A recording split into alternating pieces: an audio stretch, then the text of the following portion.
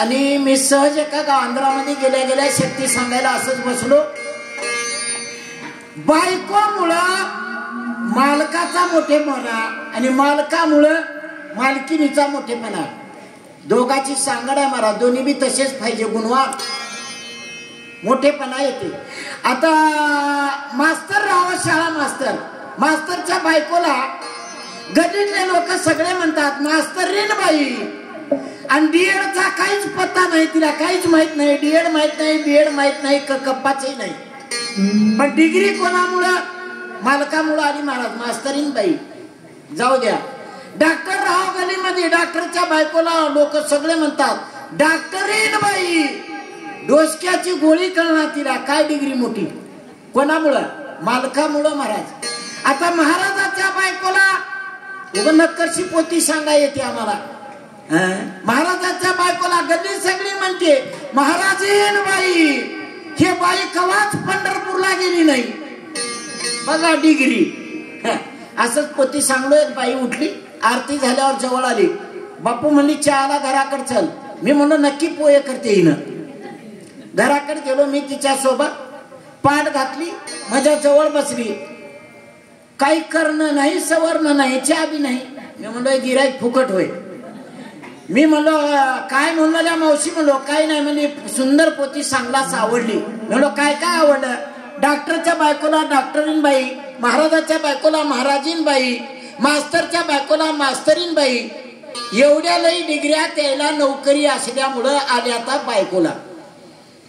मला बी नोकरी आहे म्हणजे. मी म्हणलो कोणती? मी दवाखान्यामध्ये नर्स म्हणून काम करते म्हणली. माझ्या मालकाला काय म्हणावं? आता डॉक्टरच्या बायकोला डॉक्टरीन म्हणतात. आता मला बी नोकरी आहे, नर्स म्हणून दवाखान्यात काम करते. माझ्या मालकाला काय म्हणावं? मी म्हणू नर्साला म्हणावं.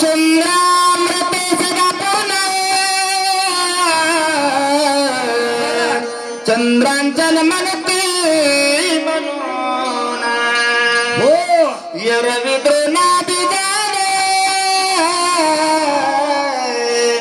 नामभिदाने विख्यात. गुरुजी ह्या ओवीचा अर्थ सांगायला गेला 30 मिनिट लागतात. एवढा टाइम मी घेईना, का तर पुढे वेळ होते म्हणून घेईना.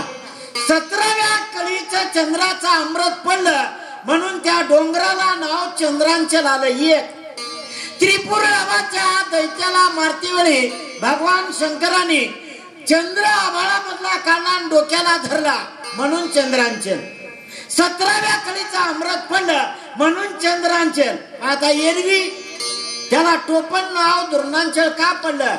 अभंग म्हणतोय काय का, उगपोती सांगायची नाही. ऐका महिमा आवडीची गंमत अशी आहे महाराज. भिलीन जंगलामध्ये राहत होते आणि दुरण लावून रामाला बोर ठेवले होते. रामाने बोरे खाताना लक्ष्मणाने खाऊ दिले नाहीत. लक्ष्मणाने दुरण घेतला, फेकून दिला आणि तो दुरण जाऊन त्या डोंगरावर पडला. त्या डोंगराचा आकार दुर्णासारखा झाला म्हणून दुर्णांचल त्याला नाव आलं महाराज. कळालं काय? टाइम नाही म्हणून मी सांगणार. आणि त्या पर्वतावर औषधी आहे. रूपाले चंद्रामृतामृत संजीवनी त्याची मरता औषधी आयशानम पर्वती समस्त वर्तते.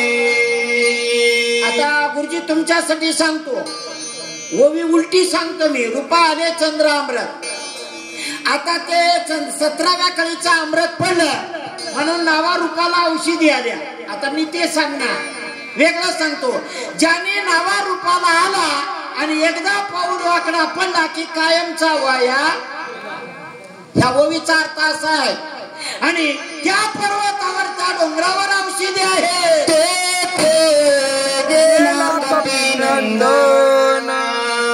चला बहुया तरुणी आपण त्याशी करावे विघ्न सूर्योदया जवान होय. तुझ्या मी पाया पडतो, आता कोणीच नाही रे मला तुझ्याशिवाय. मग यानं बोललंच नाही महाराज. कोणाला मरा वाटते काय? मारत राहा त्या डोंगरा आणाय गेले आणि तू जाऊन मारोत्राला औषधी आणू देऊ नको. तेही मायेचे लक्ष राजता भारी वल्कराभरण सर्वांगी भस्म गळन असाधारण ऋषीच जातोच म्हणले नाहीत महाराज. ऐकल्या काय बळत चालू केला रावणानं. त्या डोंगरावर गेल्यावर मारोत्राला बोलताना ह्या वेशात जमणार साधूच्या वेशात वेश धनाने पूर्ण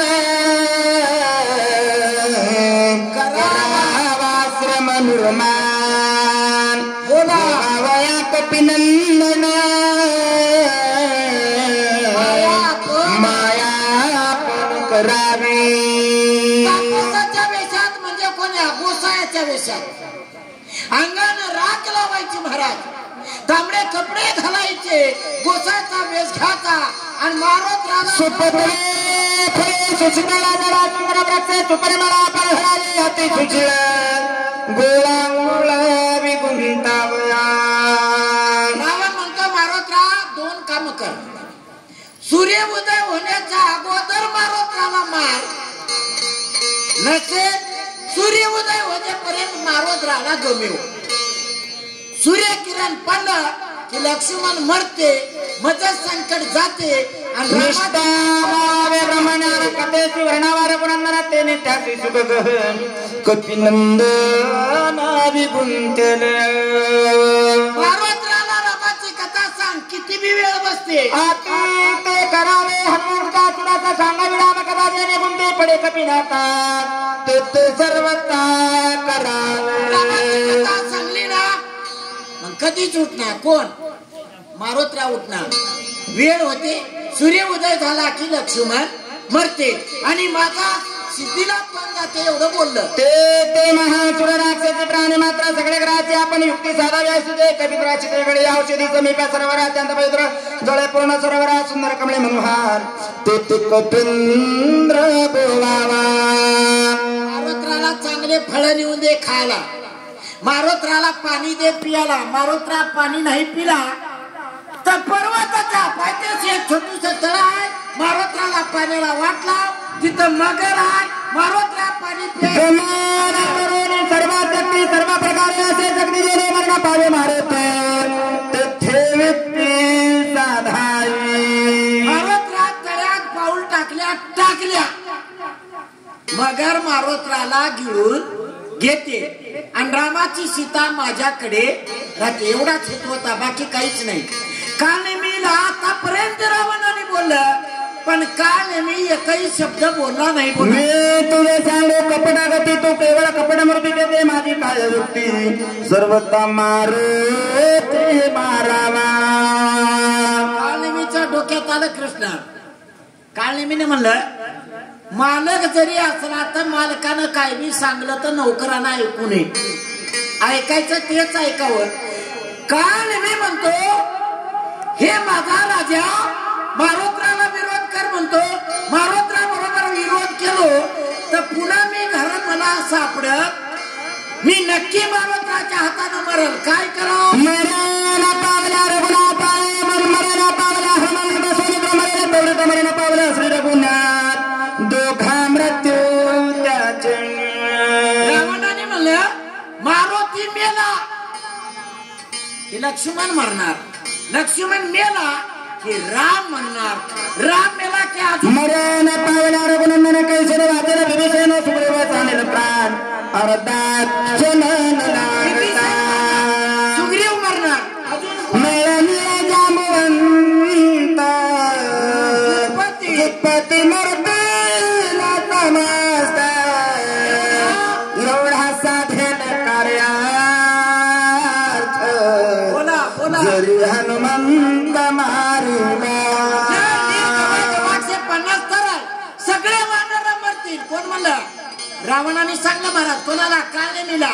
काळने मी ऐकून घेऊन म्हणून धरले दोन्ही चरण दिलार्थ राजदान चिंता सागरे बुडता पूर्ण तारू आपण सव्यव्हावे. कामाच्या 2-4 लोक आहेत आता बाकी नाही. काळनेमी नावाच्या वाईट वक्त्या माणसाच्या नीच माणसाचे दोन्ही पाय धरलं. कोण? 14 चौकड्याच्या राजानं महाराज दोन्ही पाय धरले आणि दोन्ही पाय धरून विनंती केली. काळे मी काही कर म्हणले, मज एवढे काम कर, अजून काही देतो म्हणाले. काय मग ग्लानी भाटी बहुता पड चरणावर मागता मुझ होतच प्राणांतावस्था जीवदाता तू होई. डिलिव्हरीला सून गेली, 4 महिने राहून आली. अंगणात आल्याबरोबर सासून वसरीहून येऊन पाया पडाव कीच्या. केवढी जरी झाली तर नौकरदाराच्या पाया मालकानं पडाव का?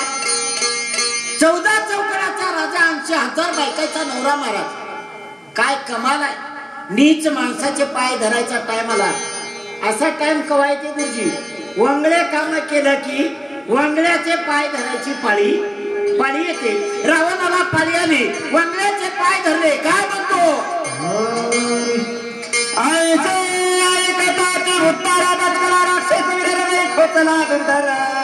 कपट प्रकार भला लोहे.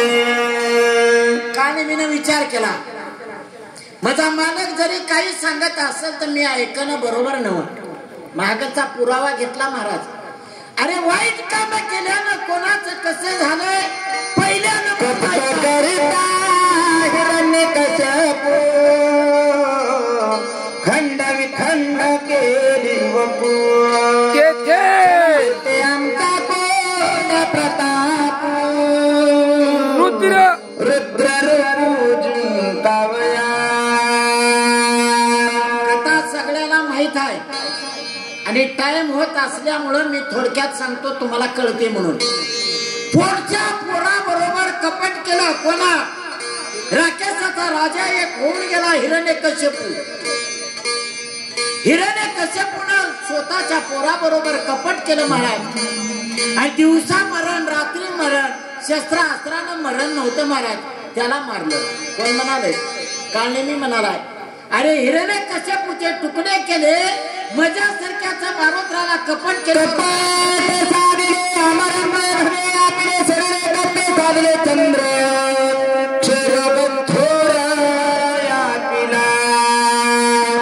33 कोटी देवलोकाचा राजा इंद्राने कपट केलं महाराज आईले बरोबर. अर्धा तास लागते महाराज. 7 श्लोक आहे एवढं सांगायला, उजडते म्हणून लांबलचक सांगणार. आईले बरोबर कपट केलं आणि अंगानं दुर्गंधी झाली महाराज. 1000 छिद्र पडले. लोक बैमान महाराज. लोकांनी त्या इंद्राच्या एका छिद्रामधून पू गळवला महाराज. लोकांनी नाव ठेवलं मोठ्याला. काय ठेवलं? सहस्त्रनयन. काय कमाला या खोट्याचं वाजलं या लोकांना. इंद्रा पडले भग. चंद्र झाला काळा नारद चुकला भजनाचा. आईने बरोबर कपट केलं, अंगानं दुर्गंधी सुटली इंद्राच्या. आणि गुरुच्या घरी राहून गुरु पत्नीला अभिलाष केला चंद्रानं. 2 रोग लागले चंद्राला. 15 दिवस हाडकुळा आणि 15 दिवस गब्बू. एक पंडू नावाचा रोग आणि एक टीबी नावाचा रोग. कशामुळे? कपटामुळे. मी बारोत्रा बरोबर खाऊन जेवून घर घेणे ऐसे मांडले शस्त्रार्जुने. हस्तपाद छेदने शेकी प्राणी निमाला. एक राजा होऊन गेला या रामायणात. 1000 हात होते. सैनाला भूक लागली. सैना म्हणली महाराज जेवायचं कुठं तरी बघा. जंगलात कुठं जेवण मिळते? जमदग्नीचा आश्रम बघला. सहस्त्रार्जुन आश्रमाला गेले. रेणुका मातेनं जेवण तयार केलं. मिष्टान श्री बालाजी नावाचं जेवण. श्रीखंड, बासुंदी, लाडू, जिलंबी. सैना सगळी जेवली. सहस्त्रार्जुन नावाच्या राजानं म्हणलं धू निघाला नाही, चूल पेटली नाही. काय कमाल आहे. स्वयंपाक कुठं तयार झाला? रेणुकेकडे गेले. याच्यावर तर कोणीच घेणार, जगात बी घेणार आणि घेणं बी होईना. आम्ही आजच करतात. सहस्त्र अर्जुन असं करतो. सहस्त्र अर्जुन नावाच्या राजानं म्हणलं स्वयंपाक कुठं तयार झाला. तलवार घेतली, रेणुकेकडे गेला. स्वयंपाक कोण तयार केला? ज्याच्या घरी जेवला आणि त्या बाईला दटावलं जेवायला. स्वयंपाक कुठं तयार केला? तिनं म्हणले कामधेनूच्या जोरावर. कामधेनू नावाची गाय होती. गेला सहस्त्रार्जुन नावाचा राजा आणि गायीला सोडलं आणि गाय घेऊन निघाला महाराज. रेणुका माता पुढे गेली. 21 तलवारी मारल्या आणि चिळकांड्या उडाल्या महाराज. कोणाच्या? रेणुकेच्या. परशुरामाला हाक मारली. 2 हात ठेवलं. परशुराम कुराण घेऊन आले. 2 हात ठेवले. 998 हात तोडले महाराज. कशामुळं? कपट केल्यामुळं. मारुतराव बरोबर मी कपट करणार.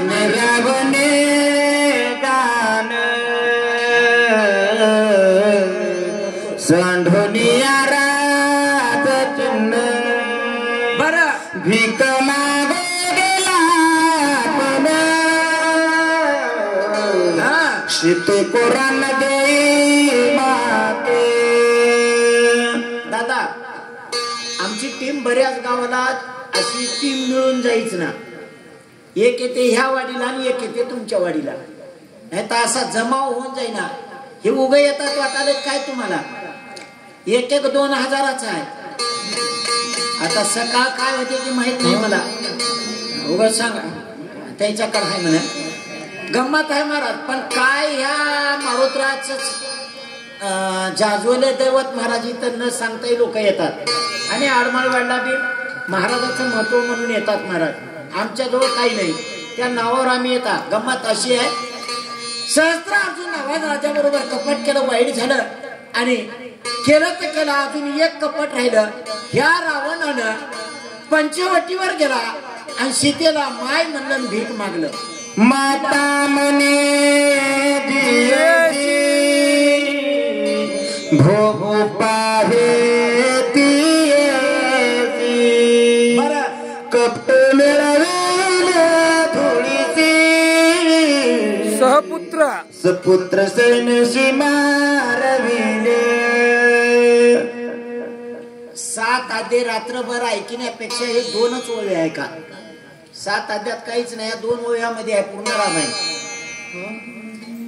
पोती वाचणार सांगणाऱ्याला दिसणारी बाई माय आणि बहीण वाटली तरच पोतीचं सार्थक. आणि ते वाटत नसल तर पोती वाचून अर्थ. हे रामायणाचे वैशिष्ट्य येतं.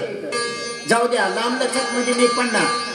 पंचवटीवर राजा रावण गेला आणि सीतेला मागणी केली. कशाची? भीक मागली. भीक मागल्यावर या बाईला थोडी कळकळ वाटली. अजून एक ओवी आहे का? विठ्ठलाची गती गायची कपटे नाडे देवाचे विचारता सांडून मानसी सवे फिकेशी लागला. माईकला आवाज दे. माईकला आवाज दे. हो द्या. अजून एक सांगून जातो मी. एवढी ओवी सांगली की जेवढ्या म्हणलं तेवढ्या वेळामध्ये अध्याय काढून टाकतो. मला दोन्ही कामं जमतात आणि गुत्त्या